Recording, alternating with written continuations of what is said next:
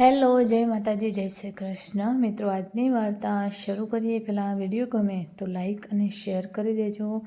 Channel ઉપર જો તમે નવા હોય તો ચેનલને સબસ્ક્રાઈબ જરૂરથી કરજો. તો ચાલો શરૂ કરીએ વાર્તા. અમેરિકન વહુ. અચાનક જ્યારે બોટ અકસ્માતમાં મીરા અને નલિન ફસાયા ત્યારે બંને હોશ ગુમાવી બેઠા હતા. નલિન તો 10 દિવસમાં વૈશાખીના સહારે ચાલવા શક્તિમાન થયો. તે 5 માંડ 10 ડગ ભરી શકતો. નીરાની હાલત દિવસે દિવસે બગડતી ચાલી. 15 દિવસમાં તો એટલી નંખાઈ ગઈ કે પલંગમાં સૂતી હોય તો પણ જાણતી નહીં. ડૉક્ટરોએ તેની બચવાની આશા મૂકી દીધી હતી. નીરા છેલ્લા સમયમાં પોતાનું દર્દ વિસારે પાડી નલિનની ચિંતા કરતી હતી. એકનો એક સુપુત્ર ડૉક્ટર થયા પછી સાથે રેસિડેન્સી કરતી લોરાના પ્યારમાં મસ્તાન હતો. અંતે માતા અને પિતાના આશીર્વાદ મેળવી બંને રંગે ચંગે પરણ્યા. બધા એક જ શહેરમાં હોવાથી અવારનવાર મળતા. નીરા અને નીલ વાત કરે ત્યારે અમારી અમેરિકન ડૉક્ટર વહુ ખૂબ પ્રેમથી બોલે. તેમને દિલમાં જરા પણ ખચકાટ ન હતો કે દીકરો અમેરિકન વહુ લાવ્યો હતો. લક્ષ્ય લોરાના પ્રેમાળ સ્વભાવને ઓળખતો હતો. પોતે એકનો એક પુત્ર છે તે લોરા પણ બરાબર જાણતી હતી. નલિન, મારા ગયા પછી તમારું શું? અરે, તું ક્યાં જવાની છે? હજુ તો આપણે અલાસ્કા ક્રૂઝમાં જવાનું છે. ઓસ્ટ્રેલિયાનું પ્લાનિંગ ચાલુ છે. પછી ચીન અને જાપાન તો નક્કી જ છે. નલિન જાણે જાતને ફોસલાવી ન રહ્યો હોય. નીરાએ વાટ પકડી. લોરા એક તો અમેરિકન અને પાછી ડૉક્ટર. નલિનને માથે આવ તૂટી પડ્યું. લક્ષ્યને પોતાની જવાબદારીનું ભાન થયું.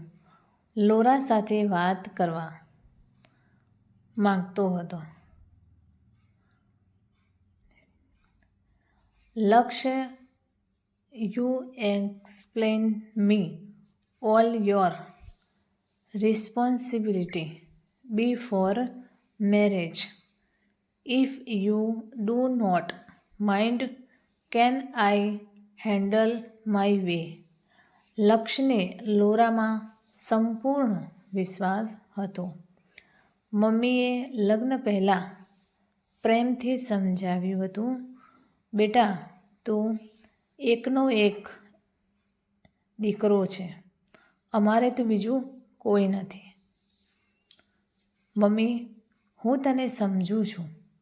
તને કે પપ્પાને કાંઈ પણ જરૂરિયાત હશે ત્યારે હું અને લોરા છીએ ને. લોરાએ પોતાનું મોટું મેન્શન હોવાથી નીચેનો ગેસ્ટ રૂમ નલિન માટે તૈયાર કરાવ્યો. નલિનની સગવડતા માટે સુંદર નવો બેડ વસાવ્યો. બંને હસબન્ડ વાઈફ આખો દિવસ કામમાં વ્યસ્ત હોવાને કારણે એક લિવ ઇન નર્સ હાયર કરી પપ્પાની 24 કલાક કાળજી લેવાય તેવો બંદોબસ્ત કર્યો. એક ઇન્ડિયન લેડીને પપ્પાનું ભાવતું બધું ખાવાનું બનાવવા અઠવાડિયામાં 3 વાર બોલાવતી. લક્ષ તો લોરાએ કરેલા પ્લાન ઉપર મુક્ત થઈ ગયો. તેને ખબર હતી લોરા કદી પપ્પાને નર્સિંગ હોમમાં નહીં ખસેડે. લોરા અતથી ઇતિ સુધી લક્ષની લાઈફ હિસ્ટ્રી જાણતી હતી. તે ભલે અમેરિકન હતી પણ આખરે પત્ની તથા સ્ત્રી હતી. નલિન લોરાને કેટલી સગવડતા જોઈને આશ્ચર્યચકિત થઈ ગયો. તેના આંખ અને હૃદયમાંથી નીતરતો પ્રેમ લોરા અનુભવતી. લક્ષને તો કાંઈ બોલવાપણું હતું નહીં. નલિનના રૂમમાં ટીવી, સીડી પ્લેયર, કમ્પ્યુટર બધું સુંદર રીતે સેટ કર્યું હતું. નીરા અને તને મારી ફિકર હતી ને? જો આ અમેરિકન વહુ મારી કેટલી સગવડ સાચવે છે. જો કોઈને કહેતી નહીં.